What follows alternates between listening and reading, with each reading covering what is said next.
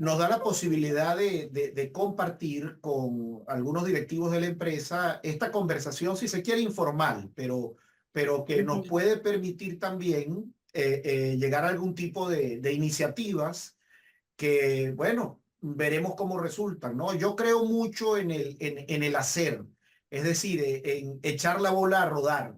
Esa es un poco mi filosofía de vida, ¿no? No es que sea enemigo de la conceptualización, claro que sí creo en eso mucho, en lo académico, por supuesto, más todavía. Pero mi experiencia de vida me ha dicho que si queremos que algo se concrete, bueno, arranca lo tipo prototipo y de ahí vemos qué surge, porque siempre el prototipo puedes decir, bueno, hasta aquí llegamos porque no nos convenció o no nos Claro. parece que es el momento. Pero es el prototipo el que nos permite a nosotros ver de verdad, de alguna manera, la realidad que tenemos enfrente. Entonces, bueno, antes de escuchar a Tomás, algunas primeras impresiones, yo, por supuesto, voy a agregar varios elementos, pero Gustavo, si quisieras presentarte tú un poco antes de también comenzar. No, como no, primero que todo, muy buenas tardes. Todo un privilegio estar en esta reunión con tan calificada audiencia. Por acá, Gustavo Machado, economista, profesor universitario, en este momento laborando tanto en la Universidad de Zulia como en la Universidad Rafael Urdaneta y consultor de empresas de software. Fundamentalmente aquí la idea es, por supuesto, explorar posibilidades de generación de capital social con la diáspora. Y en ese sentido, pues con mucha alegría uno ha tenido la oportunidad de leer propuestas realizadas tanto por Isolde como por José María para efectos de lograr ese doble propósito y lógicamente tener la posibilidad de intercambiar impresiones con el profesor Tomás, que es un reconocido estudioso del tema de la diáspora venezolana, pues aumenta las posibilidades de concretar proyectos exitosos. Entonces, por supuesto, por acá entonces, con bastante emoción y con un nivel razonable de expectativas en términos pues que entendemos que para generar proyectos pues se requieren múltiples conversaciones, pero siempre es importante dar el primer paso, pues efectivamente con todo gusto uno participa en esta reunión. Gracias, Claro, Gustavo. lo primero que a mí me gustaría que viéramos, que Tomás viera un poco, su opinión y ver un poco que, no sé si él conoce la red SAI, que es como para ver qué sinergia, ver que se pueda realizar entre ambos, entre el observatorio y nuestra red. ¿Cómo no? Si te parece entonces, Tomás, yo puedo dar una breve introducción Sí, para sí, entonces ver, como dice, usar la palabra de Isol, de ver qué sinergia logramos generar. ¿Te parece? me parece, perfecto. Bueno, muy bien. Mira, yo soy director técnico de la empresa, ¿verdad? O director de proyecto, más bien. Siempre digo técnico porque a pesar de ser director de proyectos, que me conecta directamente con los clientes, ¿verdad? Mi labor es mucho más técnica, mucho más científica. Yo tengo un doctorado en el área de optimización dentro de ingeniería, pero debido a mi contacto diario y permanente con sociólogos, hay mucha gente que cree que soy sociólogo. Yo no soy sociólogo, yo soy ingeniero, pero escribo sobre esos temas porque la tecnología está orientada hacia esa área específica. Y si somos mucho más específicos en el área tuya, la sociología, bueno, nosotros fundamentamos nuestros conceptos en el formalismo sociológico de Simmel. Es el que a profundidad, porque los conceptos de George Simmel son los que permean a la teoría de redes, teoría de grafos, que no son sino expresión matemática de lo que Simmel vislumbró a finales del siglo XIX, ¿no? Entonces somos, si se quiere, expertos pues en esa sociología de las formas, ¿no? Porque al final lo que hacemos es automatizar procesos sociales, ¿ok? Y llevados a forma de red. Eso es lo que hacemos. Ahora, en una terminología más moderna, ¿verdad? Somos generadores de capital social bajo la teoría del capital social de Nan Lin. Como tú sabes, cuando hablamos de capital social, yo antes de esta reunión tenía un encuentro con un politólogo y entonces cuando tú hablas de capital social con un politólogo, estás hablando de Putnam y estás hablando de otras referencias, ¿verdad? Cuando hablas con los sociólogos, estás hablando de Coleman y estás hablando de otras referencias. Entonces, un poco cuando uno entra en materia, ¿verdad? Y profundiza, uno tiene que decir, bueno, mira, nosotros no estamos hablando aquí del concepto del Banco Mundial, ni de la CEPAL, ni de... No, nosotros hablamos bajo las teorías del capital social del doctor Nan Lin, que es una de las principales referencias en capital social, y que básicamente lo que define es el capital social como los recursos sociales contenidos en las redes. O sea, dicho en una sola línea, es eso lo que nosotros hacemos. Identificar los recursos sociales en una red y poder establecer cuánto capital social, ¿verdad? Existe en esa red y administrar estratégicamente la red. Si llevamos esto a términos empresariales, que es el área que trabaja el profesor Gustavo Machado en cuanto a capital social, entonces cae en redes de innovación, cae en lo que se llama la redarquía versus la jerarquía. O sea, cómo nosotros integramos empresas, aplicado al trabajo que tú haces, es cómo integramos organizaciones en la diáspora para la generación de capital social. El capital social, como tú bien conoces como sociólogo, ¿verdad? Podemos hablar de capital social individual y capital social colectivo. El capital social colectivo es más lo que hablaba Coleman, pues el capital social en la estructura que le pertenece al grupo. El capital social individual es el que se genera más con las redes personales de cada individuo, ¿verdad? Entonces nosotros con la tecnología social SAI es una tecnología para crear capital social. ¿Cómo lo creas? Tú constituyes una red, ¿verdad? Y estableces unas dinámicas dentro de la red y Solde forma parte de una que tenemos muchas redes SAI constituidas, pero esta que estamos generando las hemos hecho con profesionales de alto nivel. Tenemos ya 60 profesionales. Venezolanos. Venezolanos todos, por supuesto. Bueno, ahí hay una persona de referencia también, porque queremos dar la idea de que pudieran ser también latinoamericanos incorporados, pero siempre va a ser 90-95% venezolanos, ¿no? Ahora bien, esa red, para nosotros entrar en la plataforma y poder vivir dentro de la plataforma SAI, la empresa nos exige un mínimo para un prototipo de el número mágico de 225, el cual el profesor Machado puede explicar un poquito más adelante, cómo es esto de los niveles SAI.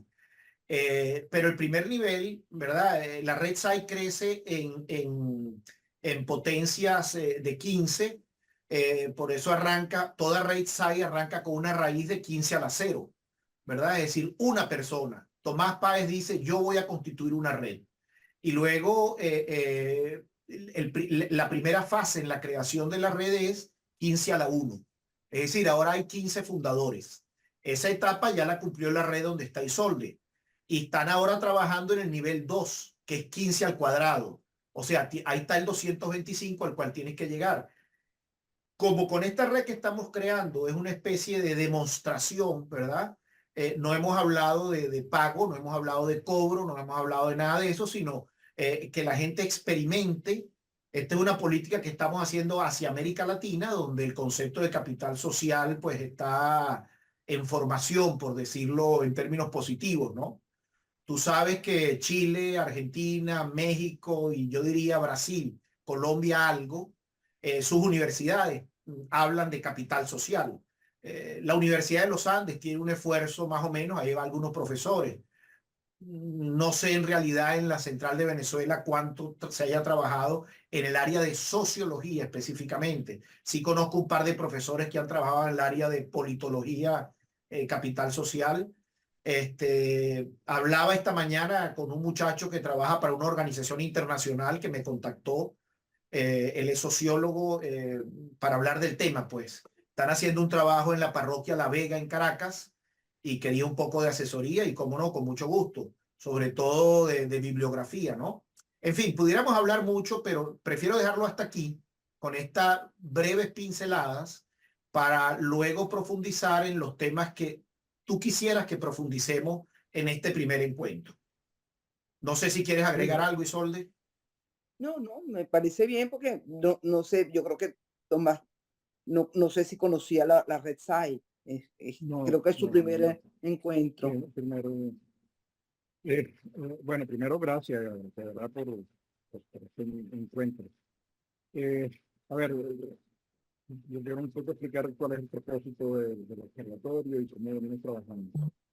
Yo soy sociólogo, pero también me pasa al revés que a ti. Soy el fundador de la Academia de Ingeniería y Hábitat en España, ¿no? El capítulo, no soy el fundador de los periodistas de la Expresión Libre y Venezuela Press, pero tampoco soy periodista, eh, digamos, más bien como metido, pues, bueno, prometido. Yo he trabajado siempre el tema de la calidad, la productividad, la empresa. Tenía coordinado el observatorio de la pequeña y mediana empresa. Hicimos 3 ediciones del observatorio. Tenemos una base de datos de las empresas venezolanas en los 335 municipios. Pero a partir del año 2000 y tanto, me empezó el tema de ¿qué pasa con esa cosa que la gente decía, el plan B? ¿No? Empezaba la gente a irse en un país que durante 500 años fue país de inmigrantes, ¿no? Sí. A partir del año 2012, yo iba y venía, cuando se podía comprar pasajes, iba y venía y pasaba mucho tiempo en Venezuela y comenzó el estudio la necesidad de estudiar la diáspora, ¿no? Tengo unas preguntas, bueno, corto el cuento, pero cuando comenzamos a hacer el trabajo, armamos un equipo por varias razones. Uno, no existe información oficial en Venezuela de la diáspora. Medellín no tiene datos. Había que construir. Esa es el primer obstáculo y la primera cosa que tuvimos que enfrentar. La segunda era cuáles eran los motivos por los que la gente se había ido. Entender que un país que había recibido chino, italiano, la gente se estaba yendo. Y ahí establecimos los principios. Bueno, con eso construimos ese mapa que está allá atrás. Tenemos un seguimiento de los venezolanos en 90 países, más de 400 ciudades y más de 1.500 municipios. ¿Cómo está distribuido en el mundo? Y luego paso al tema de la organización, porque me parece que allí podemos hacer, creo que hay áreas de sinergia. Entonces, los principios sobre los que se arma el proyecto son los siguientes, más o menos. Uno, no existe un dentro y uno afuera, existe una circulación del capital humano. La gente se hace transnacional y las organizaciones se hacen transnacionales y transfronterizas. La diáspora no es calamidad, no es un dolor, ya, más allá de los efectos familiares que se produzcan, etcétera, es una ganancia. Es una ganancia para Venezuela en la medida en que la gente está adquiriendo nuevas lenguas, nueva cultura, nueva visión del mundo, está conectado a las nuevas tendencias globales, beneficia entonces al migrante, beneficia al país de acogida y beneficia al país de origen. No solamente vía remesas, sino también vía intercambio de ideas, inversiones, emprendimientos, etcétera, ¿no? Entonces, la diáspora es un activo, es una reserva internacional, la mejor reserva internacional de Venezuela, porque es su capital humano, porque, bueno, cuando uno habla de distancia, le da más cerca Maicao, Riohacha, Barranquilla, que para un chileno que irse Carúpano, ¿no? Y sin embargo, cuando se va a Carúpano no habla de Éxodo, sino que habla que se murió, ¿no? Y resulta que los kilómetros que separan a Maracaibo de Riohacha son muy pocos, ¿no? En comparación. Entonces la gente lo que ha hecho es mudarse más lejos y colocar a Venezuela en el mundo. Sobre esa base de información de la diáspora en los 90 países y ciudades, comenzamos a construir la red de organizaciones. Nosotros tenemos un mapa sobre este que está ahí, un mapa montado que es de las organizaciones de la diáspora. Tenemos hasta ese momento más de 1.300 organizaciones que además las trabajamos por segmentos y las hemos agrupado y hemos desarrollado con ellas proyectos, ¿no? Si nosotros trabajamos al lado de las organizaciones de la diáspora y ellas trabajan en red, se articulan. Entonces nosotros facilitamos la conexión de estas organizaciones, como a través de distintos medios. Uno, visitando los países, estando allí con ellos trabajando. Dos, a través del año 2017 creamos dos espacios. Uno, en Radio Caracas, Radio y Televisión, en frecuencia AM, que es un programa que todavía sigue, ya lleva 8 años, en La Voz de la Diáspora. Y luego hicimos un programa complementario que duró 1 año y medio, Diáspora y Ambiente, ¿no? Donde conectamos a las organizaciones que están trabajando, entonces, cada una de las áreas específicas. O sea, por ejemplo, en el emprendimiento, nosotros tenemos organizaciones de Panamá, de venezolanos, y no solo de venezolanos, pero que trabajan con diásporas en Panamá, en Colombia, en Perú, en Argentina, en España, en Francia, y van trabajando de manera conjunta. Hicimos el lanzamiento hace 2 años en la Cámara de Comercio de Bogotá, todas estas organizaciones, junto con la OIM, firmamos un convenio, una nota conceptual que seguimos desarrollando. Ahorita estamos trabajando con todas las organizaciones, con el grueso de las organizaciones que impulsan emprendimiento, innovación, las aceleradoras, las incubadoras de empresas, etcétera. Los esquemas de financiamiento hemos conversado con la Caja en el tema emprendimiento. Pero después está el segmento de las organizaciones que trabajan el tema ambiental.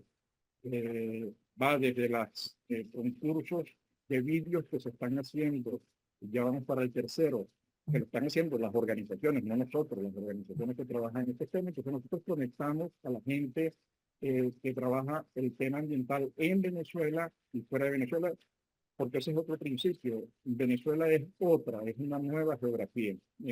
La noción de Estado-nación no es capaz de recoger la realidad que estamos viviendo. 1/3 casi de la población fuera de Venezuela, fuera del viejo mapa, pero además incidiendo, porque el 50% de quienes están dentro están estableciendo, tienen relaciones de dependencia económica. Hay más de 2 millones de niños y jóvenes dejados atrás.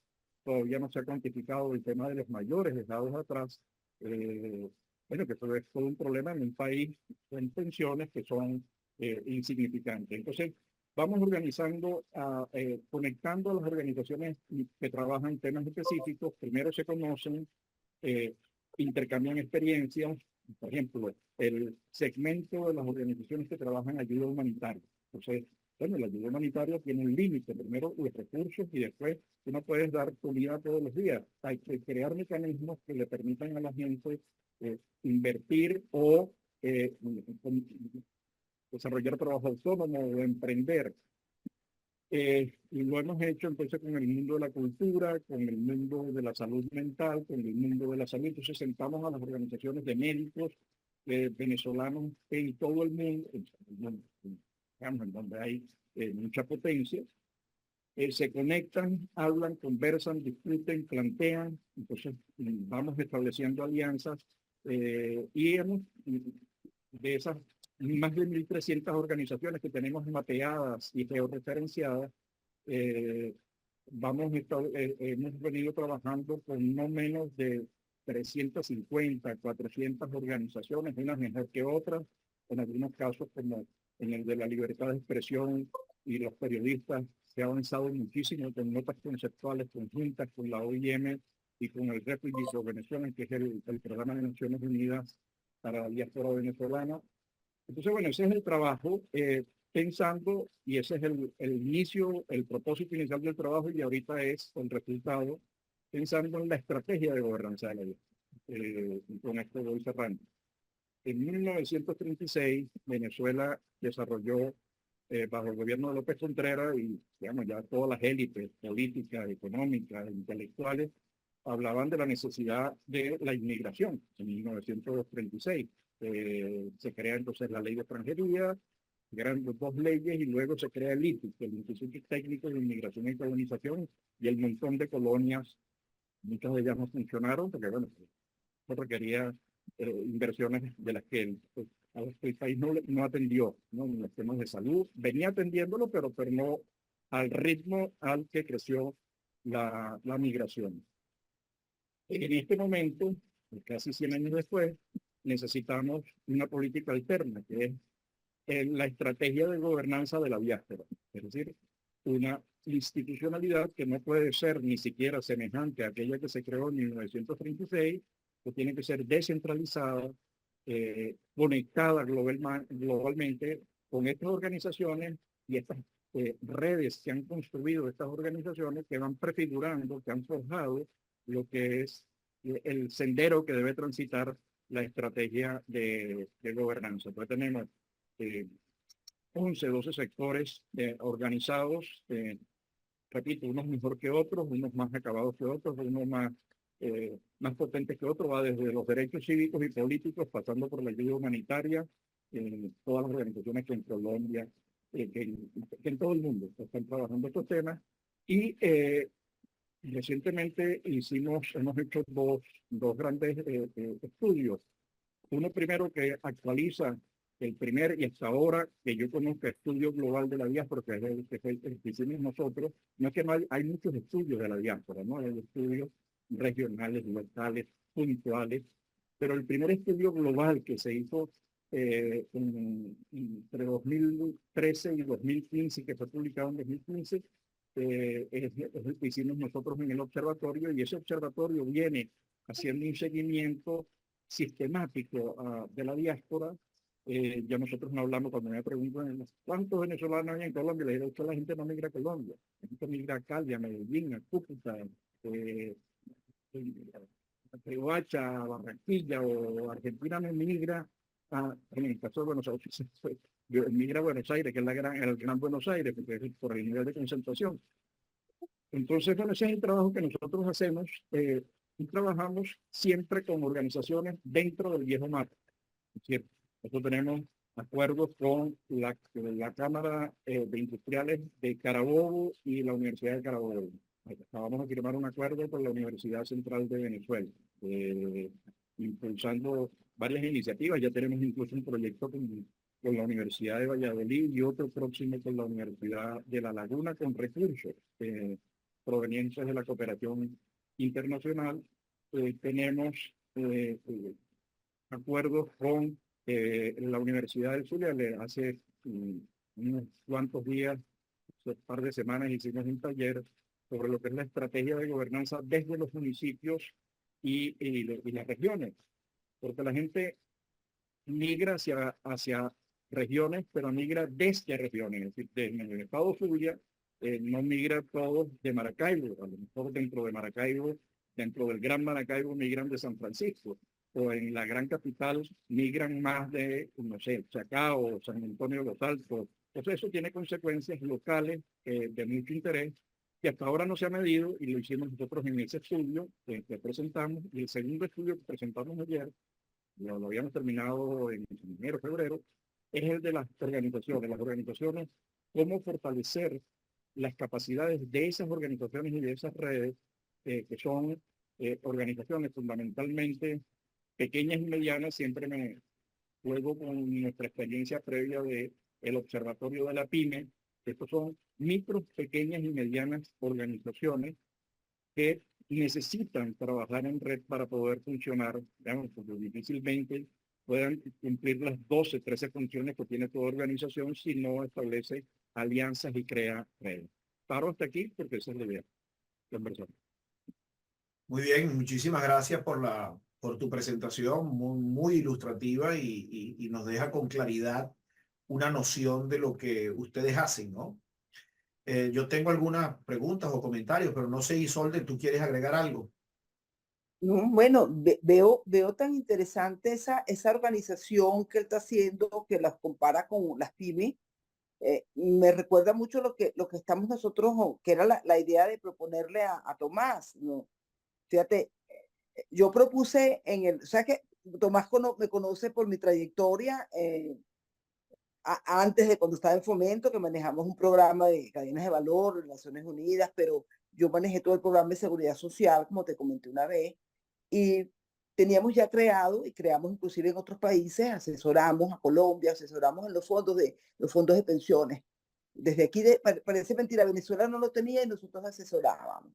Entonces, cuando entré a la red, una de las potencialidades que yo le di a la red es ver cómo realmente darle, aparte de la red social profesionales, unos productos en particulares, y se me ocurrió la propuesta de crear, y esto lo conversé previamente con el amigo Gustavo, que está aquí presente, con Charlie Gustavo, si pudiéramos ver en la red, si eso cabe, una propuesta que con los miembros de la red, y si lográramos ver cómo hacer una alianza con la diáspora que maneja Tomás a través de las organizaciones o a través de personas particulares, crear un fondo de inversión para proyectos concretos, porque una de las cosas que nosotros nos estamos encontrando aquí en Venezuela y en el mundo es que si tú le das un financiamiento a cualquier multilateral o a una pyme, pero le pides, como tú decías en el programa, si se lo vas a pedir a la CAF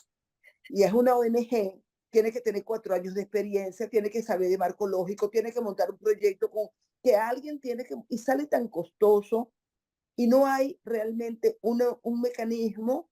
Por eso se están creando ahorita, inclusive con Carlos Aguiló, aquí en Venezuela, los fondos de capital de riesgo, para ver cómo apoyar a tanto personas jóvenes y no tan jóvenes, porque de esto tengo un programa que lo tomé también, me inspiré en Tomás para hacer el programa AMA, viendo la estadística que él manejaba con lo que quedó en Venezuela, que realmente nos quedó una población de casi un 40% de personas mayores de 50 años.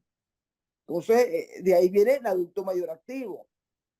¿Cómo tú crear un programa donde lo capacites desde el punto de vista digital, con programas digitales, que ese es un proyecto que los voy a hacer llegar, Tomás, a ambas propuestas, con la Universidad Monte Ávila y con el Banco Caribe, estamos trabajándolo, para cubrir 2 áreas, la brecha digital y el apoyo a los programas de emprendimiento, que no solamente sean para los niños, para los jóvenes de 18, de 14, sino que vayan acompañados por un adulto mayor activo. Entonces el programa lo llamé Por cada nieto una abuela.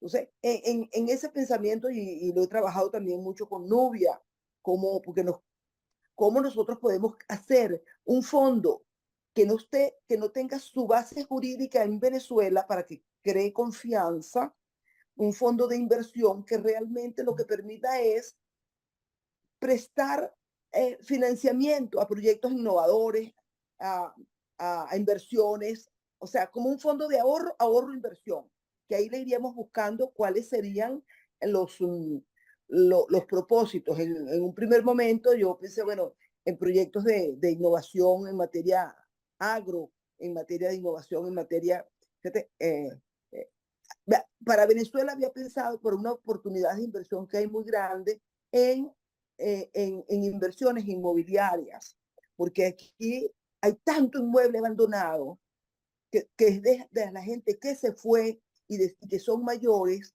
que podría ser objeto de algo que existe en España, que es la hipoteca inversa. Yo no sé si tú la conoces, Tomás, que pudiéramos y ver cómo hacemos que esa vivienda, dándole un refil, poniéndolas a tono, pudieran servir de garantías de capital, pero a la vez que las personas que se fueron puedan tener una garantía de renta por su vivienda. O sea, hay muchas ideas que están tomadas y forman parte de lo que yo estoy trabajando en el libro de seguridad social, pero que veo que teniendo la red SAI, la gente, porque es el capital social relacional, y las necesidades de un fondo de inversión que tiene que ser internacionalizado, que tiene que estar ubicado en Canadá, utilizando la red SAI, o sería una cuestión de un proyecto que tendríamos que construir nosotros, los que estamos aquí hablando. Sería un proyecto que construiríamos Tomás, Isolde, José María y Gustavo. Y a ver si eso es viable, si es viable, cómo lo instrumentamos, y si no, pues vemos a ver qué otras cosas podemos hacer, pero lo que hay que buscar es, con los recursos y la gente, las potencialidades que tenemos, de con muy pocos aportes, si somos muchos, poder ese aporte capitalizarlo en forma que tenga un fin real, un fin con propósito, que es ayudar a las personas a que, porque vamos a estar claros, con la tecnología, el área de servicios es lo que se va a desarrollar en el mundo. Y no queremos en Venezuela ni que los venezolanos lo que tengan es la ruta de la empanada. Entonces, si vamos a tener una ruta de la empanada, la vamos a tener una ruta de la empanada como una empresa rentable y que tenga un propósito para garantizar y mejorar la vida de las personas en donde estén. Entonces, no voy a pasarles a hablar de todo el proyecto, está bastante estructurado, se lo voy a hacer llegar a ustedes, pero no sigue siendo más que un papel de trabajo, de manera que pensemos de cómo se pudiera implementar un fondo que con el aporte de nosotros mismos pudiéramos capitalizar el fondo y a la vez darle apoyo y financiamiento con esos recursos a proyectos que tengan su viabilidad, que tendríamos que evaluarlo y todo eso. Entonces, esa es un poco la idea que yo he tenido con la red, aparte de formar parte de una red que realmente es muy enriquecedora, porque me he encontrado con gente y que estamos apostando a que seamos muchos para que podamos realmente tener el propósito que es el de desarrollar programas y proyectos con las personas que estamos allí, que todos tenemos una formación, tanto que dar, tanto que aportar y tanto que recibir. Fíjate. No sé, Gustavo, si tú quieres aportar algo. Sí, Gustavo se tuvo que retirar, va a tratar de volver a ingresar, pero si lo hace, pues le damos inmediatamente el derecho de palabra. Fíjate, Tomás, un poco para visualizar cuál pudiera ser esa sinergia que nosotros vemos, sin que necesariamente sea ese el criterio, pero digamos, uno de los posibles criterios, también apoyándose en lo que acaba de plantear Isolde, es que con SAI nosotros tenemos la posibilidad de, imagínate esos 90 países que ustedes tienen identificados o tienen actividad en esos países. Imagínate que cada uno tiene una red SAI, ¿verdad? Instalada. Es decir, ellos pueden, he podido hacer el mismo ejemplo a nivel municipal y decir entonces ahora, mira, las 1.400 ciudades, cada una tiene su red.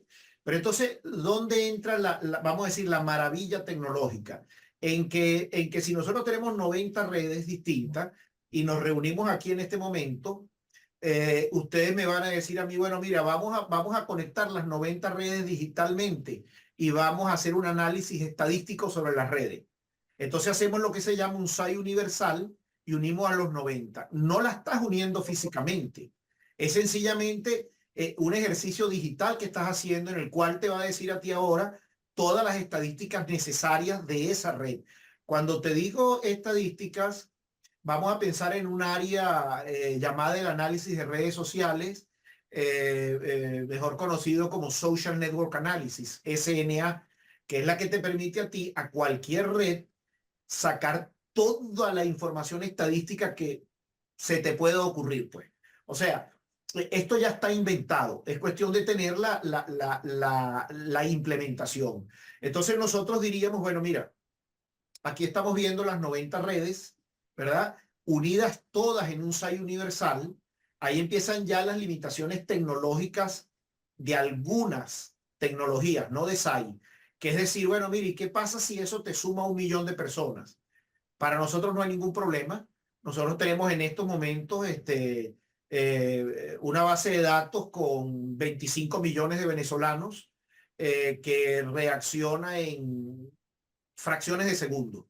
Es decir, si yo en este momento le consulto a la red Tomás Páez, me va a decir, bueno, mira, hay 157 Tomás Páez en Venezuela. ¿Y cuántos Tomás Páez Bravo hay? 35. ¿Y cuántos Tomás Páez Bravo Sosa hay? 7. Eso me lo dice en fracciones de segundo. Y no necesito tu cédula, no necesito ninguna información, sino el nombre solamente. O sea, en otras palabras, si yo digo cuántos Tomás hay en Venezuela, de repente me decía hay 2.343.327. ¿Cuáles son? Y me da los nombres. O sea que desde el punto de vista tecnológico, la limitación es 0 para manejar una base de datos de la población venezolana. 0. O sea, podríamos mañana en la mañana hacer cualquier tipo de análisis estadístico, por supuesto, si disponemos de la data. ¿Qué estamos haciendo nosotros en esta red que estamos conformando, en la cual está participando Isolde? Bueno, tomamos una información básica de la persona, 5 o 6 elementos únicamente por ahora, ¿verdad? Como son su nombre, su apellido, su cédula, su teléfono, su lugar de residencia, ¿verdad? Y con eso entonces vamos a demostrar esa segmentación que ustedes ya hacen. Ustedes segmentan, bueno, nosotros estamos en ese paso igual, ¿verdad?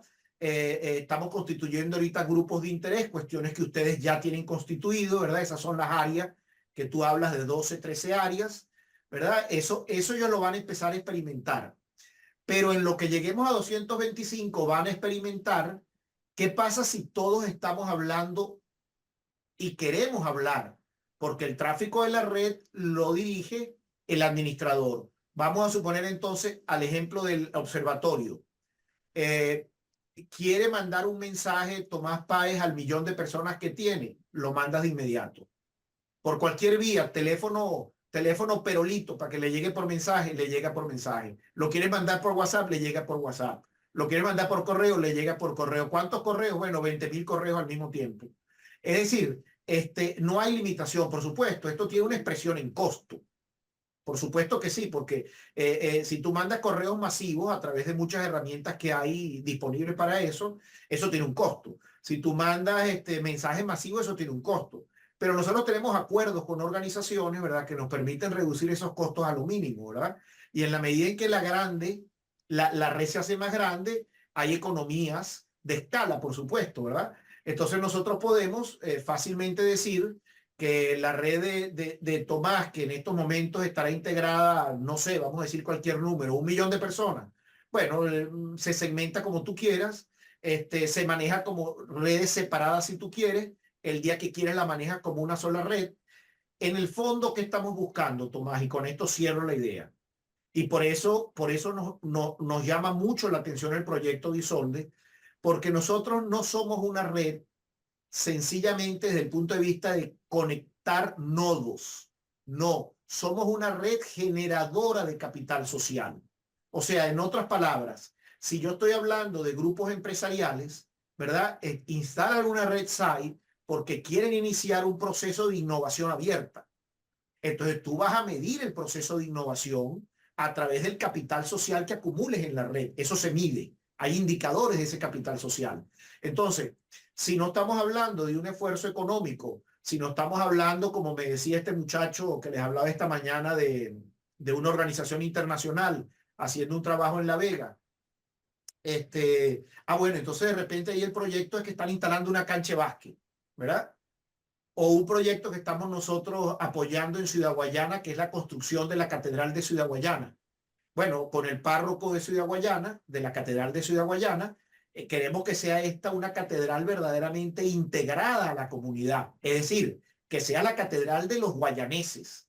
Es decir, que te integre Puerto Ordaz y San Félix. Y no por el hecho de que la catedral esté ubicada en Altavista, entonces es una catedral para los que residen en Altavista. No, es la catedral de Ciudad Guayana. Es la catedral San Juan Pablo II de Ciudad Guayana.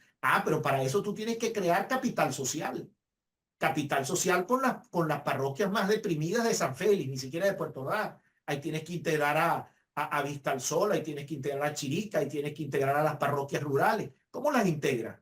Tienes que generar una red con capital social. No hay otra manera. Porque el otro modo es el tiempo las integra.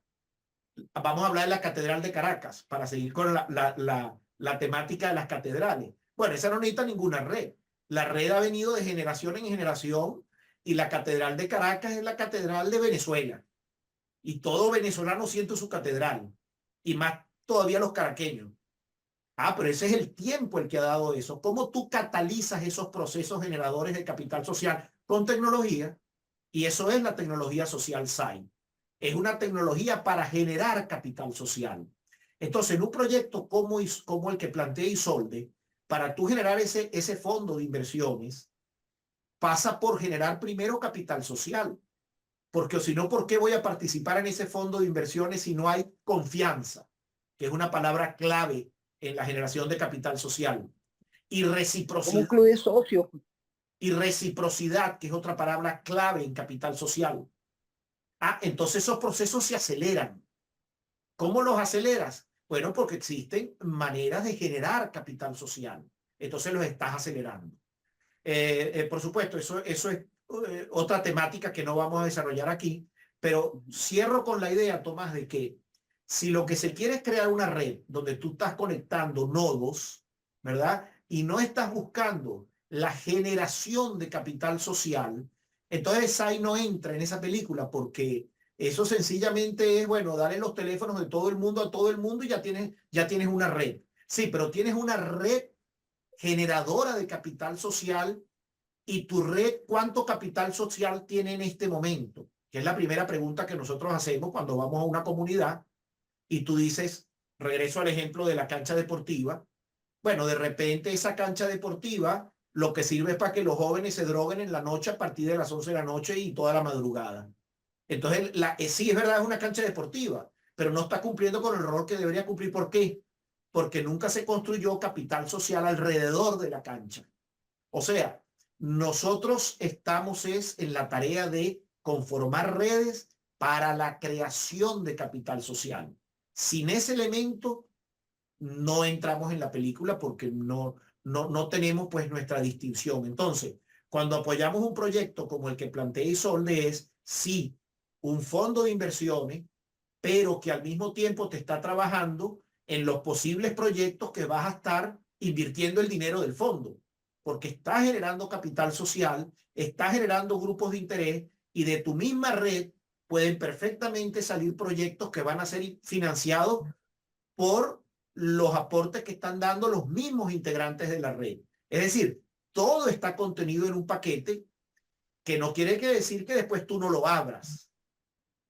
Tú puedes nacer con tu fondo con 10.000 personas, ¿verdad? Pero luego, en una política más de masificación, como SAI no tiene límite en su crecimiento, tú dices, bueno, vamos a abrir este fondo a América Latina, pues. Entonces no vamos a tener ahora 10.000 venezolanos, sino vamos a tener 100.000 latinoamericanos. Y vamos a estar financiando proyectos a escala latinoamericana. Ese es el añadido que quería dar, atando lo que di en mi primera presentación con lo que Isolde acaba de aportar. Gracias. Lo que nosotros hacemos es, bueno, primero, todas esas cosas segmentadas, fragmentadas, es ahorita que estamos hablando, estamos terminando el proyecto, el tema de emprendimiento, todo el esquema regional, está absoluto, digamos, sobran las iniciativas. Yo creo que hay cursos, mentoría, asistencia técnica, pero de una manera tan fragmentada, pues se están perdiendo muchísimos recursos. Por lo que nosotros hacemos es primero conectar a la gente, ¿no?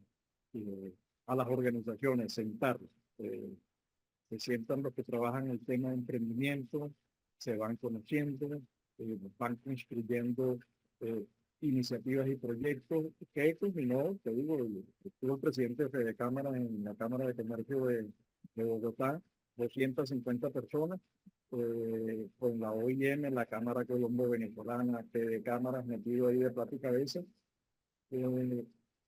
creando el proyecto junto con la OIM y bueno, y lo estamos desarrollando. O sea, ya lleva actividades de formación, actividades de asistencia técnica, actividades de mentoría, búsqueda de financiamiento en el caso de algunos países con instituciones que están trabajando el tema. Bueno, son N proyectos en emprendimiento.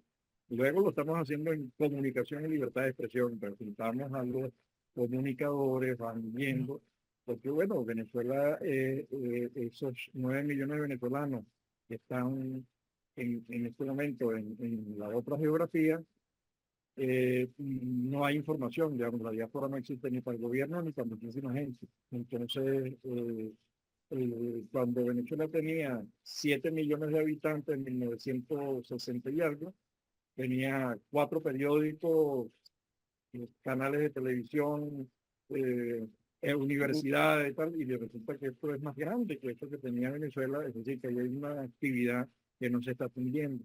Entonces, los comunicadores, entonces se sienta la gente que está en Colombia, en Chile, en Florida, en Nueva York, en España, en Argentina, en Venezuela, porque siempre hay organizaciones del mismo mapa, no hay ninguna de estos segmentos que hayamos creado. Entonces, se producen reuniones, hay trabajo, se conectan, se va perfilando el proyecto, se va identificando, porque, bueno, eso no es un problema tecnológico, es un problema de seres humanos que le dan dinamismo al asunto. Pero bueno, eso es lo que hacemos nosotros, te digo, son 12 segmentos, nuevamente hay unos más avanzados, de un trabajo más sistemático.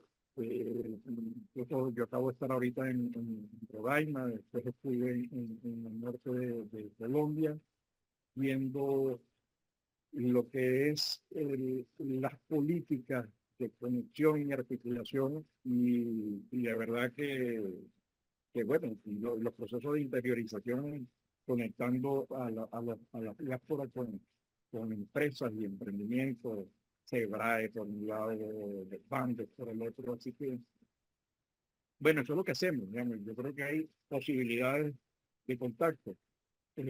Habría que explorarlas, ¿no? Pero sí, yo creo que hay coincidencias. La idea no es sino No que es se tan loca, conecten. ¿verdad? ¿Ah? La idea no No, es loca. No. no, y además nosotros, te digo, vamos a publicar, ya está listo el libro, pero lo vamos a publicar y lo vamos a hacer, lo vamos a lanzar, que es la estrategia de gobernanza que es, y hemos avanzado en la creación de la plataforma. De hecho, tenemos allí todavía dificultades, pero ya tenemos la plataforma que conecta todos estos segmentos. Bueno, vamos a ver si la central allí nos va con el último empujón tecnológico para tenerlo. Pero creo que hay áreas de coincidencia. Creo que sería cuestión de, ya con más detenimiento, ¿no? Esto es una primera aproximación, con más Claro. detenimiento, identificar posibles áreas de interés común, ¿no? Claro, claro. No, bueno, yo estoy muy agradecido de la oportunidad, Isolde, que nos ha brindado para poder conversar hoy con Tomás. Tal como él dice, yo creo que esto es el inicio, pues, de un proceso que vamos a ver hasta dónde podemos llevarlo, identificando coincidencias, ¿no? Yo estoy muy satisfecho del encuentro y le agradezco mucho a Tomás y a ti, Isolde, por la iniciativa. Claro, Yo digo lo mismo. Yo digo no, lo mismo. yo también, y sobre todo que veo que muchas personas pensando igual, tratando de impulsar, eso es una gran sinergia, y si nos unimos, pues en donde hayan coincidencias, vamos a hacer las cosas más, bueno, el todo es mayor que la suma de las partes, empezando por allí. Entonces, Tomás, quedamos en contacto. Yo te voy a hacer pasar, no sé, tú, José María, ustedes un poco más información de la red, cualquier información que se requiera. Yo le voy a dar una simplificación a la propuesta para hacérsela llegar a ti, a Tomás, trabajando, terminándola de pulir con Gustavo y Ojalá. conversamos a ver qué otras cosas pudiéramos también hacer, porque la plataforma tecnológica como RedSci que tiene ese potencial de no de multiplicar, sino de un potencial exponencial, ¿m? De unir recursos humanos y que a la vez seamos todos parte de proteger a ese grupo. Si llegamos a 3 millones o a 2 millones o a 1 millón, a 500, todos somos como los socios, ¿eh? Como los asociados de ese capital social relacional. Correcto. Que además tiene propósitos financieros, económicos, que nos Correcto. den beneficios para los hijos que van a la universidad, para un programa de un carro que me quiero comprar. O sea, que a la vez tengamos un mecanismo que es nuestro a donde acudir para resolver nuestros problemas del día a día. No te hablo de un fondo de pensiones porque a lo mejor la gente no le quiere ahorita pensar en largo plazo, pero el que quiera ahorrar a largo plazo también puede convertirse en el fondo, en el futuro fondo de pensiones de Venezuela, que ya está en la red internacional. O sea, es el potencial de pensar y de lograr lo que las ideas, llevarlas adelante. Yo no me limito. Para mí el límite es como dice, pues el límite es el cielo. Bueno, el límite es la capacidad que tengamos de nosotros articular. No, muchas gracias. Gracias, Tomás, gracias. Gracias, gracias de verdad por este encuentro y por este contacto. Un abrazo Bien. inmenso, Solde. Seguimos en contacto. Muchas gracias. Seguimos Chévere, en contacto. chévere. Abrazo.